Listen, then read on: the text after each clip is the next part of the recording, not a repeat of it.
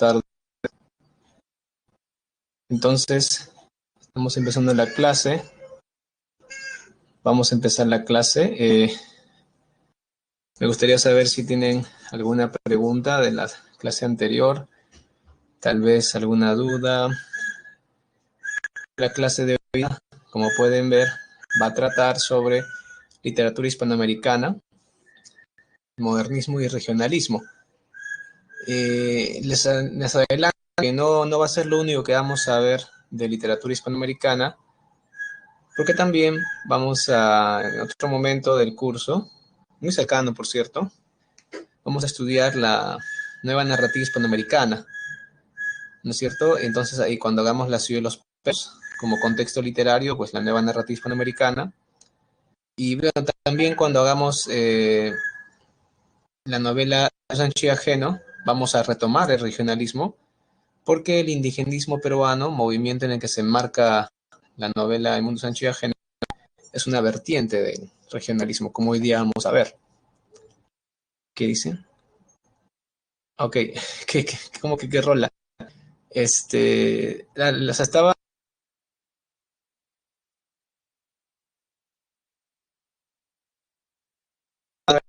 de Mozart. Tengo otra sonatina también para ustedes, pero de Beethoven, y la vamos a ver después de exponer una parte, ¿no? Para ver la parte del modernismo y la poesía, Rubén Darío.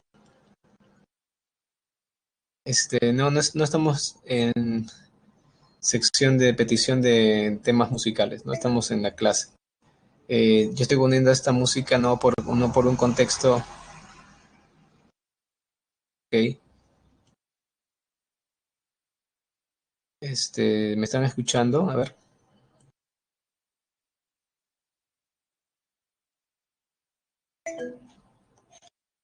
Vamos por acá.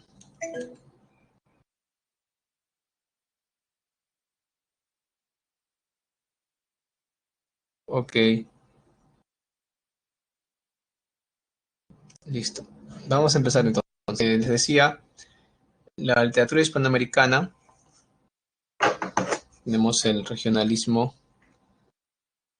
Vamos por acá.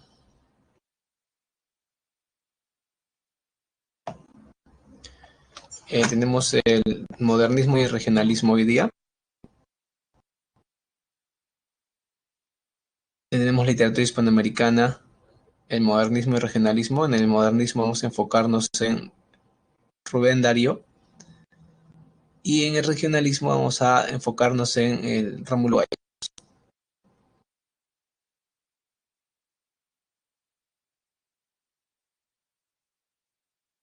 Primero, la literatura hispanoamericana se refiere a la literatura desarrollada en los países de habla hispana en América.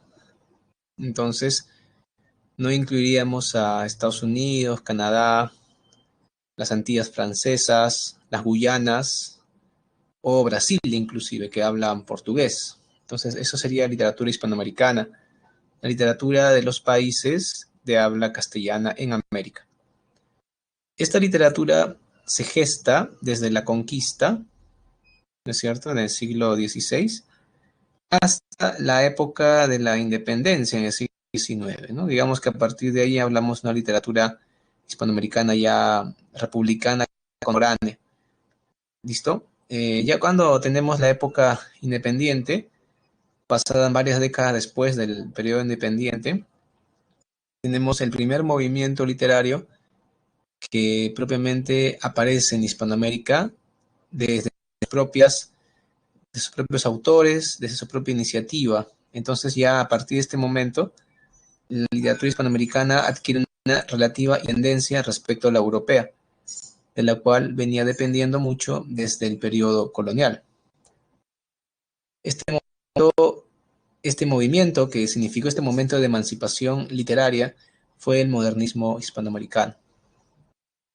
A partir de 1880, con obras antecedentes como las de José Martí, pero sobre todo con la publicación de una obra importante como Azul de Rubén Darío, se considera que el modernismo da inicio y se convierte en el movimiento más importante de fines del siglo XIX a nivel de todo el orbe hispánico.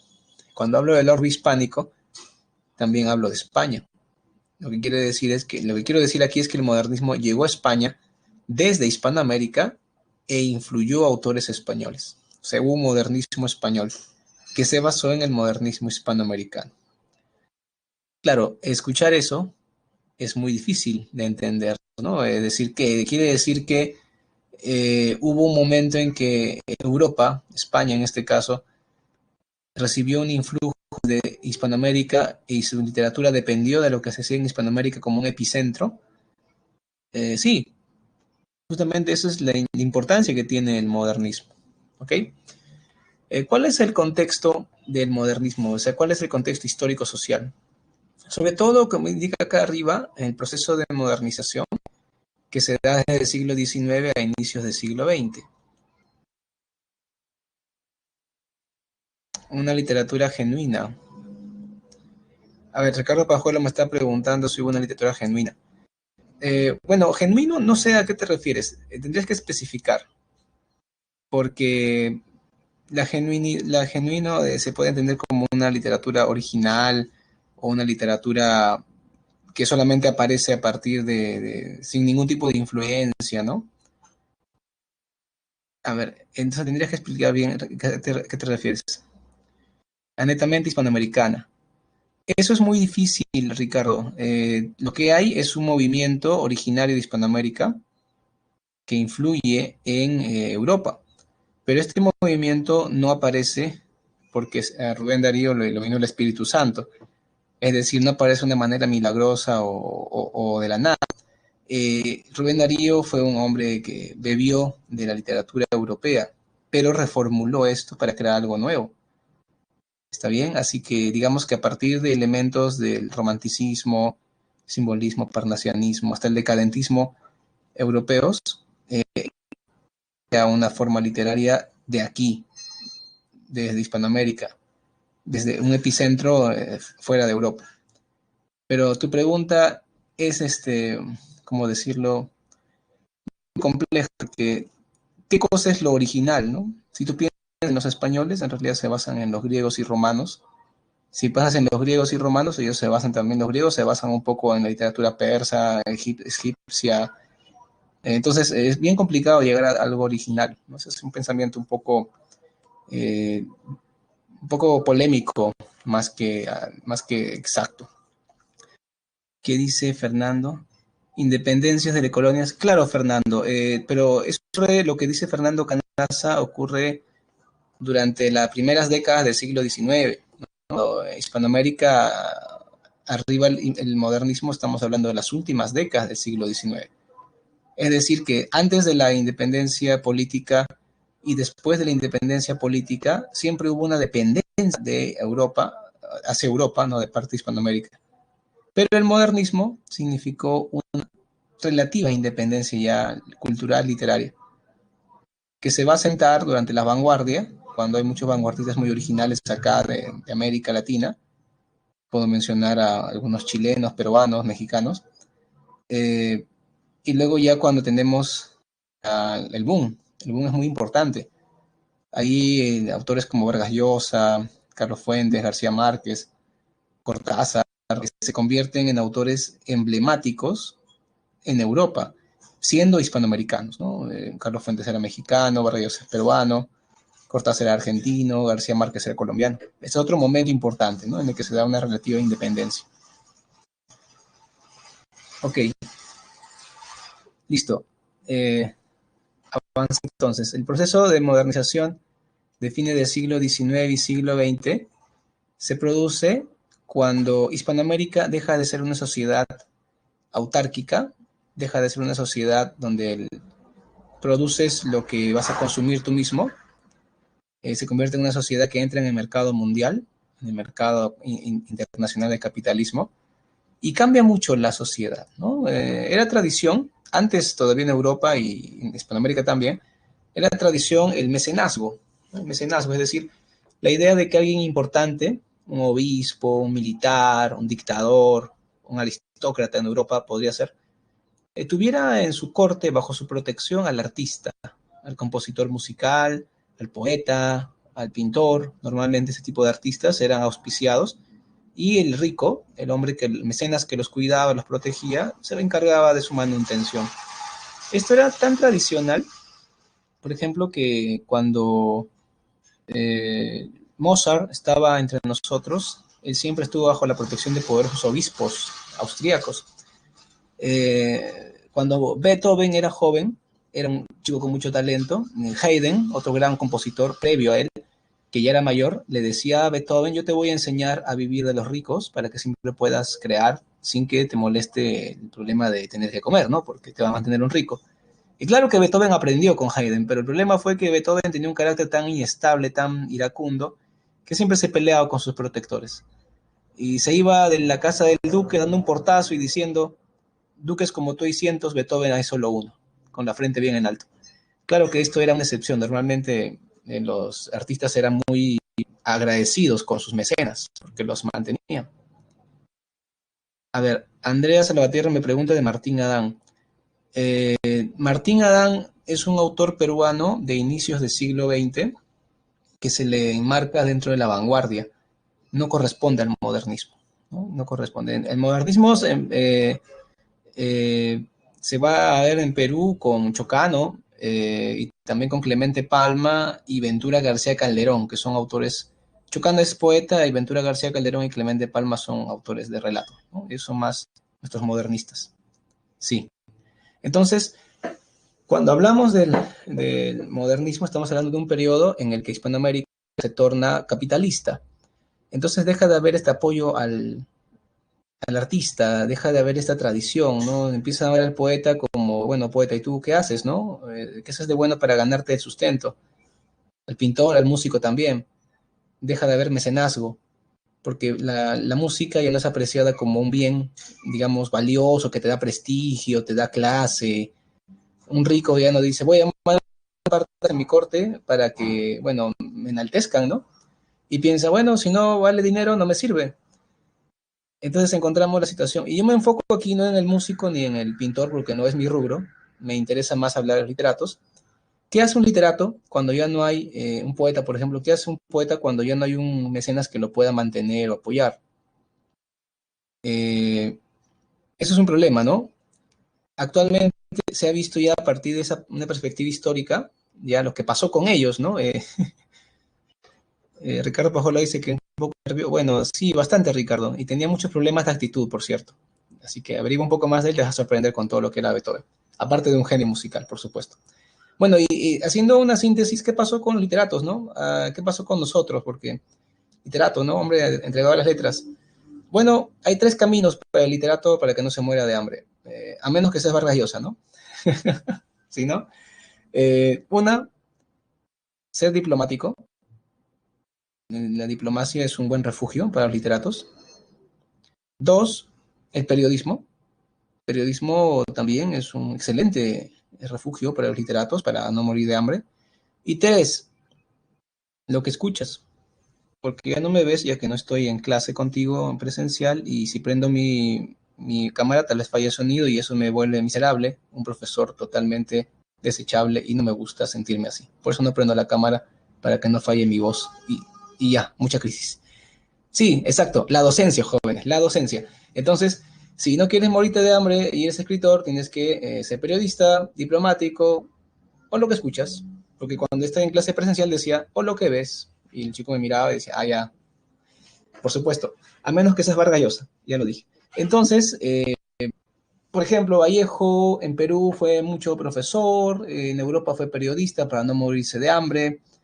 Eh, Si hablamos de otro escritor importante, podría ser Chocano. Chocano también. Claro que Chocano un tiempo vivió de la literatura, pero poco, más que todo era diplomático, secretario. Rubén Darío mismo, ¿no? Rubén Darío fue mucho tiempo diplomático, también fue mucho tiempo periodista, ¿no? Esas fueron sus actividades principales. Así que eso ocurre desde ahí, ¿no? Desde inicio del siglo XIX, perdón, fines del siglo XIX, inicio del siglo XX, la idea de que la obra literaria es una mercancía más. Y ahí viene justamente la actitud de crítica que tiene Rubén Darío hacia esta situación. porque a él no le parece correcto que el arte sea visto de esa manera, que se desacralice así la situación del artista, ¿no? Y eso es una característica clásica del modernismo rubendariano, ¿no? Renegar de la sociedad capitalista y demostrar que el arte es algo tan maravilloso que no debería despreciarse y verse como una mercancía más. Vamos con algunas de las características representativas del modernismo. Tenemos el cosmopolitismo.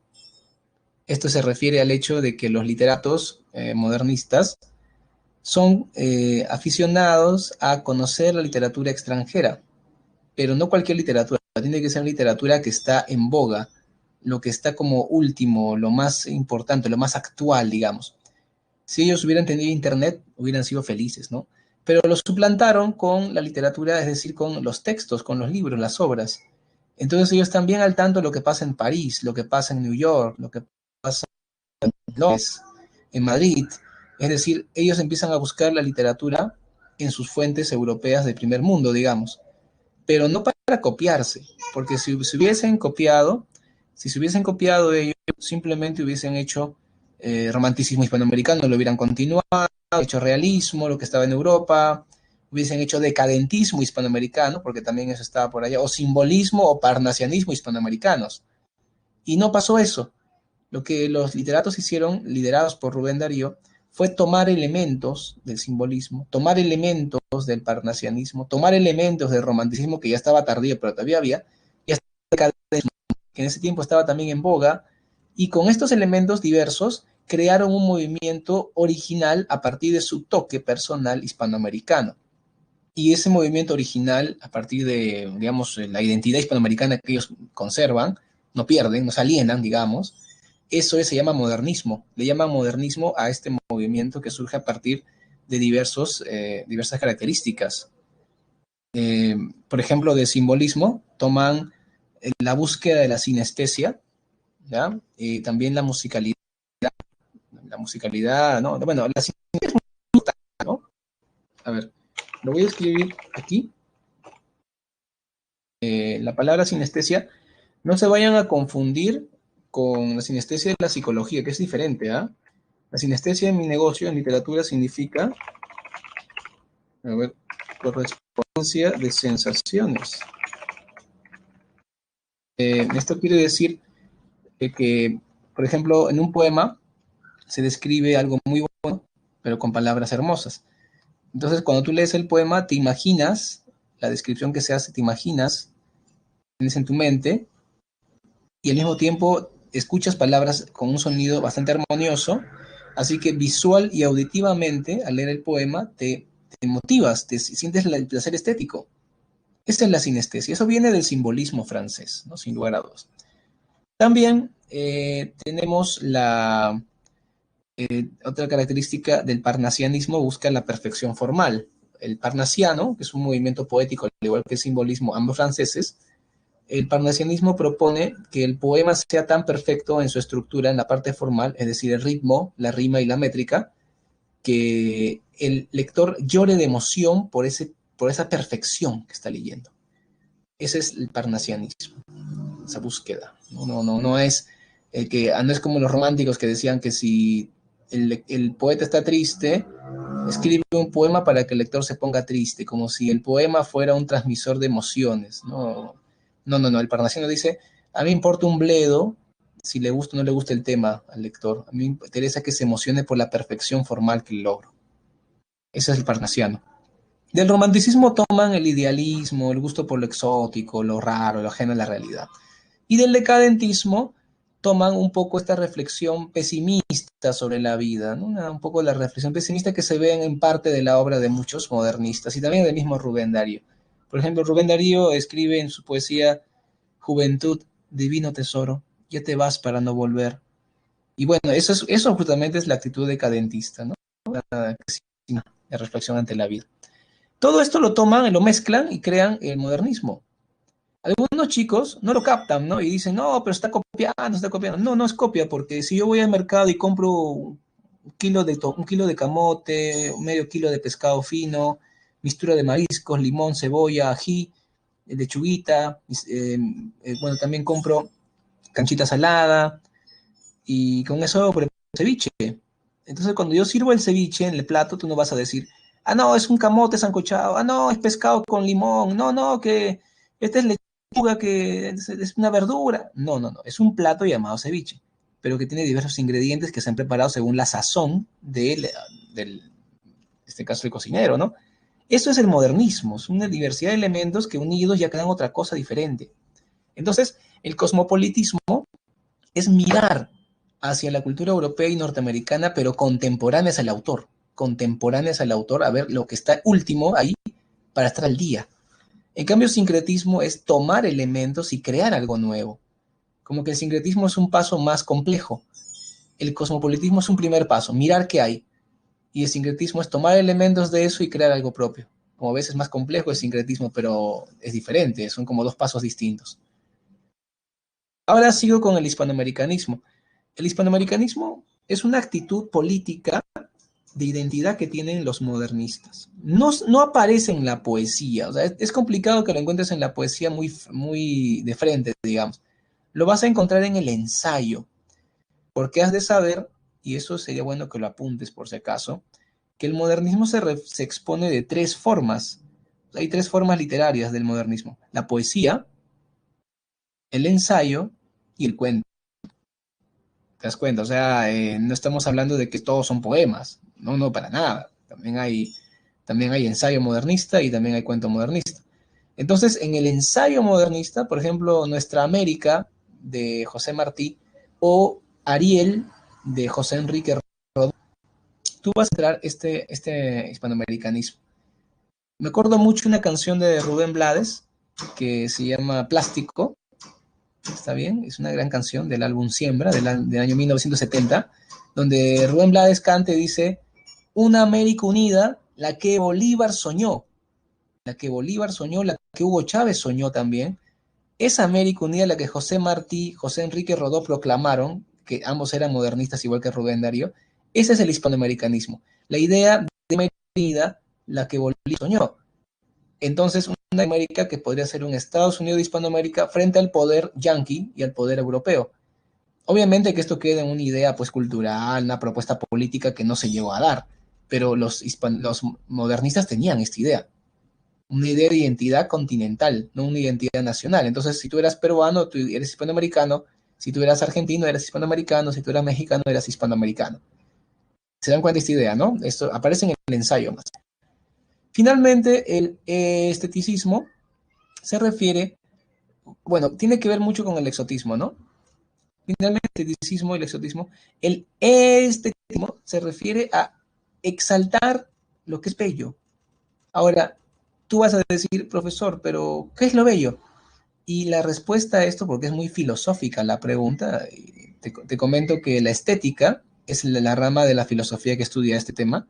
Qué pena que ustedes no lo ven, no les enseñan esto. Deberían enseñar estética a todos, pero no lo hacen. Es lamentable. Entonces yo tengo que suplir eso un poquito en esta clase. La estética lo estudia, pero te lo voy a explicar de una manera simple, espero que me entiendas, qué es lo estético, qué es lo bello. Bello es lo que a ti te parece bello porque todos te han dicho que es bello. Y te has dado cuenta de eso a lo largo de tu crecimiento como persona en tu sociedad. Entonces, lo que es bello para ti, lo que es bello para ti, es bello para otra persona que comparta tu cultura, pero no tal vez para una persona muy diferente en cultura o tal vez de otra época. ¿Está bien? Eso es lo bello, lo que consensuadamente se considera como tal. Lo que consensuadamente se considera como tal es lo bello. Por ejemplo, si yo hablo de no sé, en Perú, qué es lo bello, ¿no? Una mujer hermosa, entonces va a haber ciertos criterios compartidos en la belleza, ¿te das cuenta? O puede ser tal vez en una persona, ¿no? ¿Qué cualidades debe tener? Y muy probablemente estas condiciones sean diferentes en otros países, en otras culturas o en otras épocas, ¿no? Por ejemplo, se considera que una mujer hermosa, y no entra mucho en los cánones peruanos en realidad, pero se considera que una mujer es hermosa cuando tiene una figura pues esbelta, en 90, 60, 90, digamos, pero tú vas a la cultura andina y en el mundo andino es muy distinto, ¿no? Ahí las chicas tienen que tener caderas anchas, tienen que tener un cuerpo un poco más exuberante y fuerte, porque la ven como una mujer que va a trabajar en el campo, que va a tener muchos hijos, y eso quiere decir que hay otra estética, que no tiene que ser mejor ni peor, simplemente es otra manera de ver el mundo. Igual las chicas verán al hombre de otra manera en el mundo andino, ¿no? Entonces, eso nos refiere, solamente viendo un mismo, viendo diferentes culturas o épocas, que lo bello es algo muy debatible. Por ejemplo, les pregunto a ustedes, ¿qué es más hermoso? ¿Un cisne o un pato? ¿O un cuervo o un pavo real? ¿O el cuadro de la Mona Lisa o un inodoro? Entonces ustedes están respondiendo mentalmente. Eso es lo bello. Entonces los modernistas solamente se enfocan en lo que para todos es bello en su cultura. ¿Ok? Nunca van a hablar de temas que no sean bonitos. Está prohibido. ¿Qué es el exotismo? El exotismo es buscar esa belleza que acabo de mencionar, pero en elementos ajenos a tu realidad cultural y geográfica. Entonces, los modernistas prefieren buscar esta belleza en la cultura, por ejemplo, en la mitología grecolatina, en la mitología nórdica, en el mundo de Oriente, China, la India, sudeste asiático, África, ¿se dan cuenta? Entonces, o la cultura europea. No hablar de la cultura propia hispanoamericana, sino ajena a ella. Y bueno, cuando se habla de la cultura hispanoamericana, se idealiza, se idealiza. Entonces, de esa manera también, a pesar de que es propio, adquiere un carácter hermoso, precioso, porque está idealizado. Claro, eso es lo que vemos. ¿Está bien?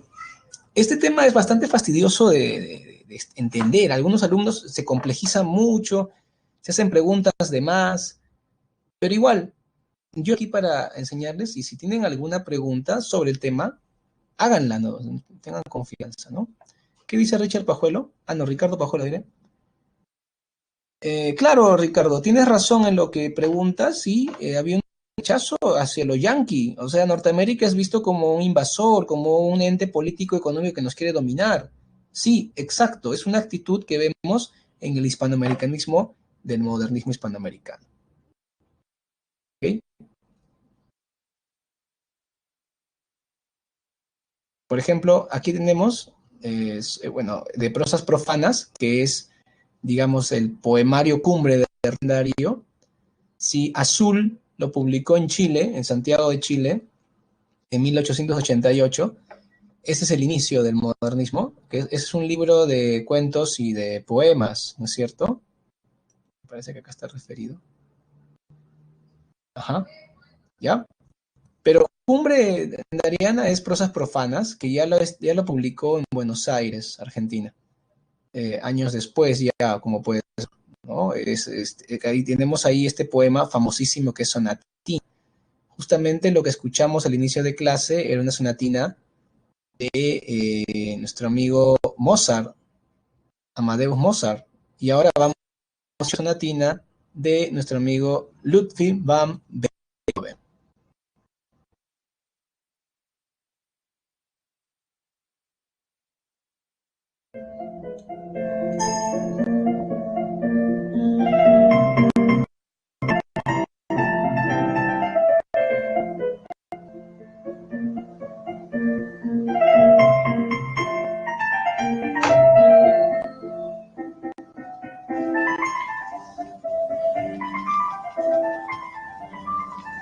La princesa está triste.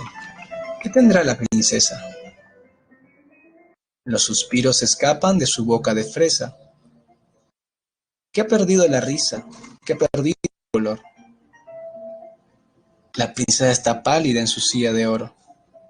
Está mudo el teclado de su clave sonoro. En un vaso, olvidado, se desmaya una flor. El jardín puebla el triunfo de los pavos reales. Parlanchina la dueña dice cosas banales. Y vestido de rojo, piruetea el bufón. La princesa no ríe, la princesa no siente, la princesa persigue por el cielo de oriente la libélula vaga de una vaga ilusión. Ay, la pobre princesa de la boca de rosa, ya no quiere el palacio, ni la rueca de plata, ni el halcón encantado, ni el bufón escarlata, ni los cisnes unánimes en el lago de azur. Y están tristes las flores por la flor de la corte, los jazmines de oriente por los nelumbos del norte, de occidente las dalias y las rosas del sur. Bien, este poema es un poema plenamente modernista. Encontramos elementos exóticos como la princesa en sí, porque no hay princesas en Hispanoamérica, pues es un elemento europeo. Sonatina, como ya vieron también, se refiere a música muy clásica. La sonata es lo más común. Sonata compuso desde Bach, Mozart, Beethoven, pero la sonatina es como una sonata pequeña. Es como una pequeña pieza musical que empieza de manera muy alegre y continúa de una manera con un ritmo entusiasta, normalmente alegre, emotivo. Y bueno, acá parece que Rubén Darío exalta mucho el tema de la musicalidad, trata de generar versos muy musicales. Utiliza el alejandrino, que es un verso de 14 sílabas métricas, que no se usaba desde la Edad Media en España, y él hace renacer el de 14 sílabas. ¿Qué pasó? ¿Qué me están preguntando? Ajá. ¿Qué dice? ¿La princesa Serena es artística? Bueno, no entendí tu pregunta, Pajuelo. Javier Esquivel, es cierto que en realidad le dio fama a Arturo Prat porque compuso un poema. Ah, no sabía de eso, ¿ah? Es probable que sí. Sería bueno que cites el poema, pero es un dato que no he leído, ¿ah? Ese es algo aislado que no he conocido todavía. Si consigues información exacta y de fuente confiable, me avisas y la compartes, por favor. Es probable, ¿ah? Porque él estuvo en Chile algunos años y pudo haber sido. Aunque debió haber sido tal vez cuando estaba empezando su carrera, porque cuando ya estaba como literato, lo dudo. A quien vería más con ese aspecto es a Chocano, que Chocano ha sido un autor bastante salamero, así que sí lo veo más capaz de hacer eso, ¿no? Bien, vamos ahora con la obra de Rubén Darío, bueno, perdón, no con la obra cumbre, sino con la obra más importante para iniciar el modernismo, que fue el libro Azul. Azul, como puedes ver en la flechita, tiene influencia del parnasianismo y simbolismo, que son movimientos poéticos, y tú podrías decir, profesor, pero si tiene cuentos y poemas, la influencia del parnasianismo y el simbolismo que usted ya mencionó, se debió ver sobre todo en los poemas, y no tanto, ¿ah? Donde se vio más fue en los cuentos, en la prosa. Una prosa lírica, por supuesto que sí, una prosa lírica, no es algo tan raro de escuchar, porque tenía ritmo, tenía metáfora, buscaba musicalidad con la prosa, exacto. Tenemos el tema del rechazo del artista, sobre todo la fuga hacia mundos fantásticos de la mitología en los cuentos. El rechazo del artista por la humanidad contemporánea se ve mucho en el famoso cuento de Rey Burgués. Seguramente ustedes lo han leído, cuando aparece un rey burgués que menosprecia al poeta y lo manda a una jaula por una ave cantora. ¿Está bien? Rubén Darío en realidad se llamó Félix Rubén García Sarmiento, su nombre real, pero él no usaba muchos apellidos porque sus padres se separaron cuando era muy pequeño y fue criado por sus padrinos. Por eso es que él no usaba muchos apellidos y prefirió usar un seudónimo que fue Rubén, por segundo nombre, y Darío por Darío Mayorga, que era el patriarca de la familia de su padre. Él, ya sabes, que nació en Nicaragua, en un pueblito muy pequeño llamado Metapa, y que luego de joven ya estuvo en Chile y luego estuvo en Argentina. En Argentina inició el romance más largo de toda su existencia con el diario La Nación de Argentina, con un diario donde publicó muchísimo periodismo, muchísima crónica periodística, y bueno, falleció a relativamente avanzada edad de cirrosis, un final terrible para él. Y bueno, llegó a ser mayor, casi anciano, porque los demás autores del modernismo se mataron o murieron más jóvenes. Así que él, por llegar a más viejo, llegó a ser el líder, ¿no? Muchos dicen que si hubiera muerto joven, hubiera sido uno más de todos estos autores modernistas. Vamos ahora con el regionalismo. Si es que no hay alguna pregunta que me quieran hacer, a ver qué me están diciendo. Allá. Este era Canto épico de las glorias de Chile. Allá. Buen dato, Jorge, Javier, perdón, es él. Pero allá. Ok. ¿De dónde es eso, Jorge Esquivel? O sea, ¿cómo te enteraste? ¿Fue tu investigación propia o alguien te pasó ese talán interesante? ¿Qué dice? ¿De qué estilo de periodismo de Darío? Bueno, Ricardo, el periodismo de Darío es muy parecido a los periodistas de aquel entonces. También Abraham Valelomar escribía parecido, también Vallejo escribió parecido. Normalmente es un estilo entre elegante y con palabras rebuscadas, ¿no? Es un estilo bastante literario, no es el estilo seco o sencillo, simplón del Trome, no, no para nada. Tendrías que leerlo, ¿no? Y tiene muchísimos textos en prosa, Rubén Darío. Se supone que el 98% o 99% de lo que escribió en su vida fue prosa, y más que todo periodística, ¿no? Ah, ya, Javier. Ah, no sabía eso. Ah, buen dato, Javier Esquivel. No lo sabía. Aunque dato es dato, ¿no? Y no ayuda mucho a la clase, pero bueno, a la curiosidad también hay que saber. Vamos con el regionalismo. El regionalismo es una corriente, sobre todo de la novela, ¿no? Novela y el cuento, que se transcurre en Hispanoamérica a inicios del siglo XX. El regionalismo aparece en una época en que Hispanoamérica comenzaba a modernizarse y empieza a haber proyectos de civilización de las zonas poco desarrolladas de los países. Por ejemplo, en Venezuela era el tema de los llanos, en Colombia era la selva, donde se explotaba el caucho, y en Argentina las pampas del interior, donde estaban los gauchos. El regionalismo es como una especie de continuación del realismo europeo, pero en el siglo XX, porque tiene todas las características del realismo europeo, excepto con que el regionalismo adquiere la dimensión de lo alegórico. En eso sí se diferencia del realismo europeo, porque el realismo europeo es, como su nombre dice, realista, no incluye lo alegórico normalmente, en cambio el regionalismo sí alegoriza. El regionalismo, por lo tanto, utiliza técnicas narrativas del siglo XIX, decimonónicas, tales como el narrador omnisciente, los diálogos, la descripción, la narración. Hay una especie de una adecuación del habla de los personajes, su región, o sea, trata de reflejar de manera verídica, realista, la manera de hablar de las regiones. Entonces, si estoy en los llanos venezolanos, la gente habla como los llaneros, ¿te das cuenta? Y así. El regionalismo también coincide con una etapa en que las clases medias, digamos, los abogados, los médicos, las, los profesores, los ingenieros, tratan de figurar políticamente. Entonces, las clases medias tratan de asumir un rol director en los países. Y justamente los escritores de regionalismo, todos son de clases medias. Todos son de clases medias, son profesores, abogados, médicos, que tratan de alguna manera de destacar, crear una carrera política a partir de una obra literaria.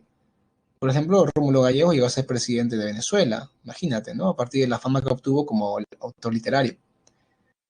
Entonces, tratar de hacer un cambio en la realidad, en la sociedad, exponer ideas de desarrollo en un contexto en que las clases medias tratan de pugnan por crecer. Y también tenemos el crecimiento de las capitales.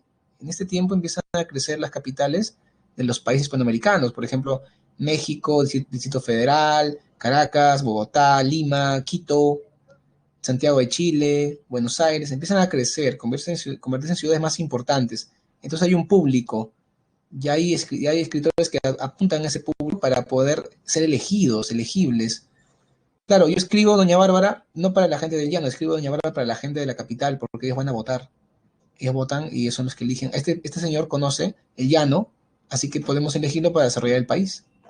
Esa es la idea, más o menos, del regionalismo. El regionalismo, por otro lado, se divide en tres vertientes. Tenemos la novela de la tierra, también llamada Mundo Novismo, donde destaca Rómulo Gallegos por Venezuela, Ricardo Viraldes por Argentina, con Mundo Sombra, una novela gauchesca, y también José Eustacio Rivera con La Vorágine en Colombia, la explotación del caucho en las selvas. Esos son los tres autores que ves ahí, ¿no? En la PPT, son los del Mundo Novismo, novela de la tierra, ¿no? El regionalismo. Pero hay dos vertientes más. Otra vertiente es el indigenismo y otra vertiente es la novela de la Revolución Mexicana. La novela de la Revolución Mexicana obviamente se desarrolla en México. Un importante autor es Mariano Azuela, con su famosa novela Los de Abajo. Yo les recomiendo mucho leer esa novela, la novela Los de Abajo de Mariano Azuela.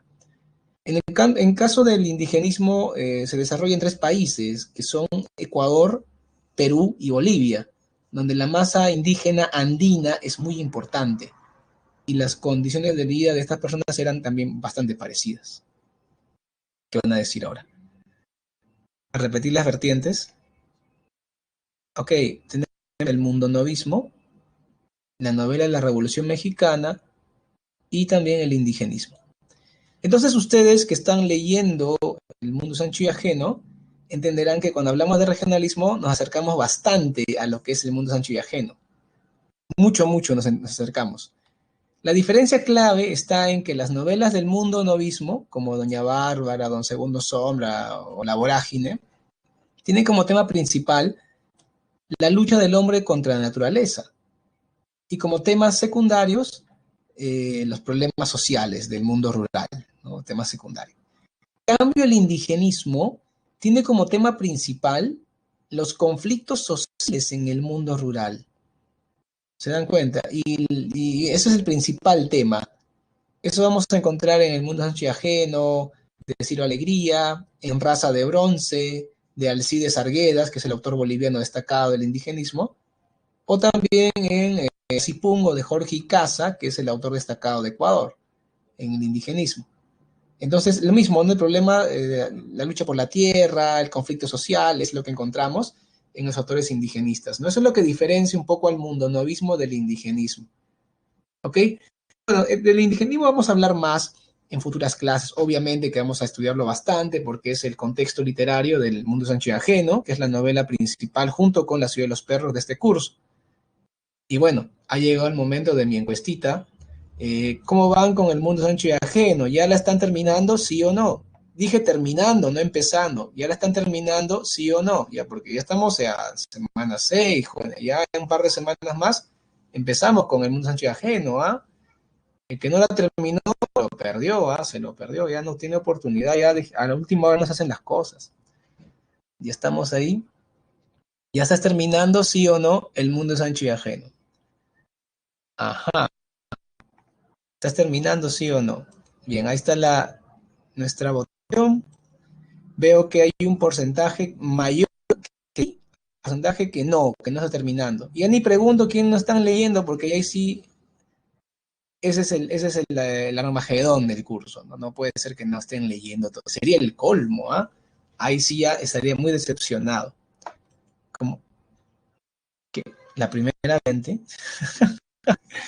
A ver, le voy a escribir, ¿ya? Mundo novismo, ¿ok? También le llaman novela de la tierra, ¿sí? La otra vertiente, pues la novela de la Revolución Mexicana, y la otra vertiente es el indigenismo. Ok. Son las tres vertientes, ¿ya? Entonces nos enfocamos ahora en la novela Mundo Novista, o novela de la tierra. Ya sabes que hay un realismo, incluso el autóctono.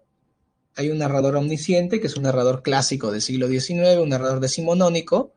Este narrador se expresa de manera culta, comparado con los personajes que se expresan de manera pues, popular, según el dialecto de la región donde está ambientada la obra.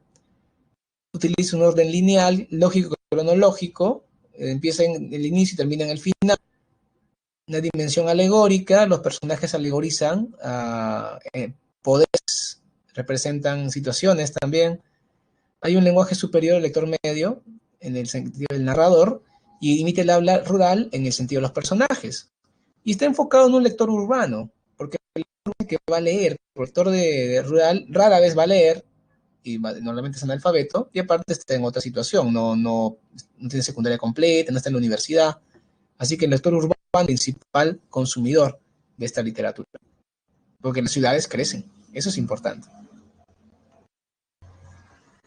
Bueno, para cerrar, nos toca hablar de Doña Bárbara, una novela tan famosa de este señor Rómulo Gallegos Freire, importante literato venezolano.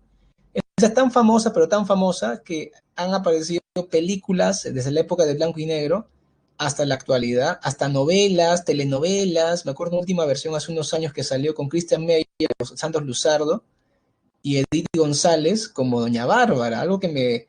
Y Génesis no sé cuánto como Marisela, ¿no? O sea, y yo dije, ¿cómo va a ser Doña Bárbara, Edith González, si es una flaquita, delgadita, finita, Y yo me alucinaba siempre a doña Bárbara como una tipo Avencia Mesa, ¿no? Una mujer recia, toja, con su pistola en la cintura. Entonces, no, pues no me cuadró que con esa manito, con esas muñequitas tan delgadas de Di González pudiera tomar un caballo, por ejemplo, ¿no? Cosa que hacía doña Bárbara con una mano. Bueno, en fin, ¿qué voy a hacer yo si los que producen estas novelas no tienen criterios? Y bueno, Santos Luzardo, Christian Meyer, bueno, puede ser. Hacemos. Como puedes ver en la novela, se ve una clara contraposición entre la ciudad, la urbe, que significa civilización, y la naturaleza, que representa el atraso, bueno, también la riqueza, porque si el llano venezolano tiene aspectos negativos, hay que destruirlos, y si tiene aspectos positivos, hay que aprovecharlos, ¿no? Eso es lo que llega Santos Luzardo a hacer. Santos Luzardo es el heredero de la hacienda Altamira. Él ha sido criado en Caracas, pero su origen es llanero. Él hasta los 8 años vivió en el llano, sino que su familia fue aniquilada por peleas internas y tuvo que vivir con su madre. Así que él vuelve al llano ya convertido en un abogado, bien afeitadito, caletín, a retomar su hacienda, a venderla, va a venderla. Cuando llega, se encuentra con la situación de que algunos peones le son leales todavía. Hay un peón, sobre todo, que es su amigo de infancia, que lo reconoce, a pesar de que los demás peones dicen, ese rarito, ¿de dónde salió? Porque lo ven sin barba, y en el mundo llanero, si no tienes barba, eres mujer o eres un niño. Y si eres un hombre adulto sin barba, eres homosexual. Y hay mucho machismo. Entonces lo ven como un rarito porque no tiene barba. Por eso yo siempre para esta clase, en clases presenciales, yo me dejaba crecer mi barba, pues para estar al estilo Santos Luzardo. Y en fin. Entonces, no han visto, no pueden ver mi barba. En fin. Santos Luzardo llega, pero algunos peones le son leales, ¿no? Algunos. Y le dicen, ¿no? Como son sus amigos de infancia, le estiman y le dicen, Balbino Paiva, tu administrador, te ha estado estafando por muchos años, porque él gana mucho dinero con tu hacienda, con el ganado, los cultivos, todo, y te manda una miseria. Así que te ha robado. Encima le regala hectárea tras hectárea cada vez que puede, le vende de manera fraudulenta tu para que es la dueña del miedo. El miedo es pues la hacienda poderosa que está comiéndose las demás haciendas. La única hacienda que le hace frente es Altamira, que también ya está por pedacitos en propiedad de Doña Bárbara. Santo Luzardo lo cuadra a este señor, a Balbino Paiva, y como no le puede presentar cuentas correctas, hacienda patadas. Los peones dicen, oigan, votó a Balbino, parece que es varón, y le dan una oportunidad, ¿no? Y después te cuentan sus fans, porque Santo Luzardo demuestra su hombría en la doma del caballo. Habían elegido un caballo muy bueno, un potro, para que sea su caballo de Santo Luzardo, porque antes Balbino Paiva lo quería para sí. Entonces los llaneros dijeron, bueno, que este sea para el doctor. Decían doctor porque es abogado. Y dijeron, pero ¿quién lo va a domar? Porque es el potro más bronco que hemos visto en toda la historia acá del llano. Y Santo Luzardo dijo, yo mismo voy a domar mi caballo. Los llaneros asustaron, no, doctor, usted no, que no sabe cómo es este animal, que ha matado gente. Santos dijo, déjame subir. Y se puso un poco terco, se subió al potro y empezó por el potro a saltar. Y cuando vio una parte baja de la cerca, corrió con Santos en su lomo para escapar. Los llaneros quisieron cercar, ¿no? Quisieron atajar al animal, pero Santos les gritó, ábrame llano. Y con el animal ahí él en su lomo salió saltando y bueno, todos los llaneros decían, bueno, ya lo recogeremos cadáver más tarde. Al rato volvió con su potro bien domado y todos se emocionaron. Claro que Sandrine Santos no se había afeitado nunca más la barba, estaba con una barba bastante respetable y todos dijeron, es varón. Y a partir de ese momento lo siguieron y lo respetaron muchísimo. Para estos santos también se ha encontrado con Marisela. Marisela es la hija de doña Bárbara, la hija que tuvo con Lorenzo Barquero. Lorenzo Barquero después de eso quedó sin su hacienda, le quitó la hacienda, la parte de Altamira que le tocaba a Barquero le quitó doña Bárbara y le llamó el miedo, y aparte lo volvió alcohólico, y aparte tuvo a su hija Marisela, pero nunca la quiso y la crió Lorenzo Barquero en su indigencia. Así que Marisela es una chica como un diamante en bruto. Imagínate que no sabe ni saludar. Santos la encuentra y la recoge, la lleva a su hacienda, y no digo que la baña, pero sí la manda a bañar. Y bueno, le enseña lo básico, porque la chica no sabe ni saludar.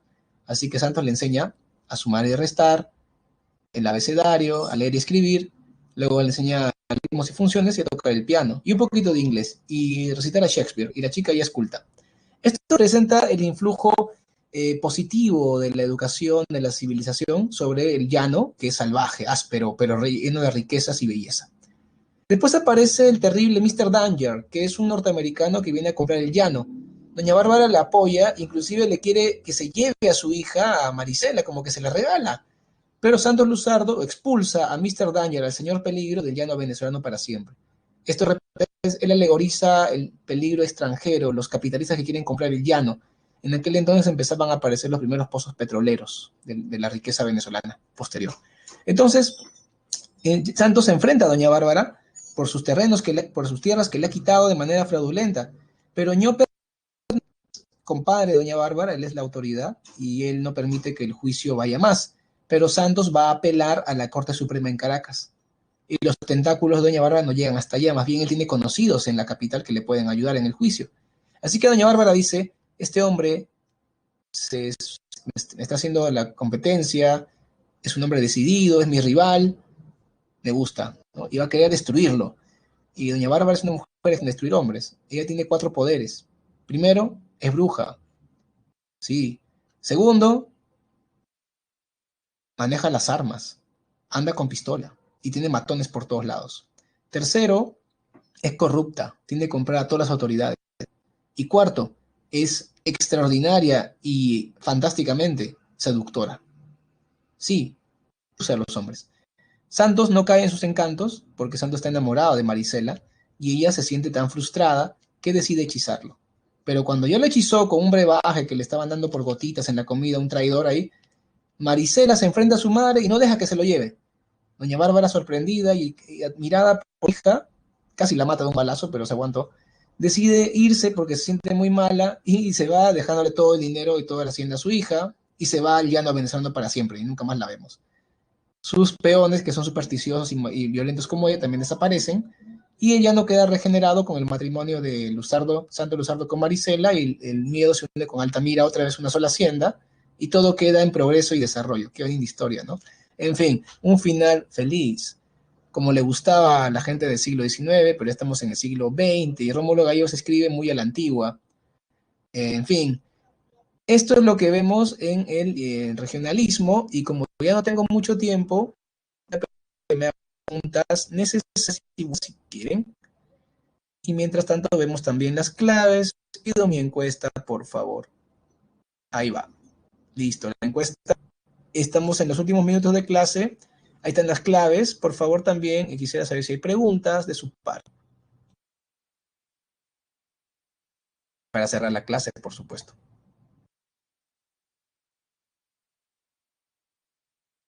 Ajá, Andrea está escribiendo algo. ¿Cómo que es cuento? No, no, no, no. Doña Boba no es un cuento, es una novela. Claro, ¿cómo que cuento? No, no.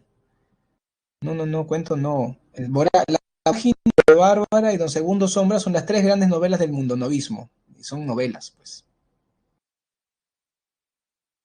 Sí, estás muy distraída, Andrea. Primero no estabas atenta con las vertientes y ahora con el tipo. Pero ya sabes, si no te distraigas. ¿Qué más? A ver, ¿alguna otra pregunta? No me preguntes si me parecía que Christian Meyer hacía buen Santos Luzardo, ¿ah? Por favor, no me pregunten esas cosas. Ok. A ver, ¿quién faltan todavía que voten 5 alumnos? Por favor, voten. Voten, por favor. Hagan su votación. Gracias, chicos. Faltan cuatro, por favor. No se descuiden. ¿Sí? ¿Alguna pregunta más, jóvenes? Entonces, estamos cerrando la clase.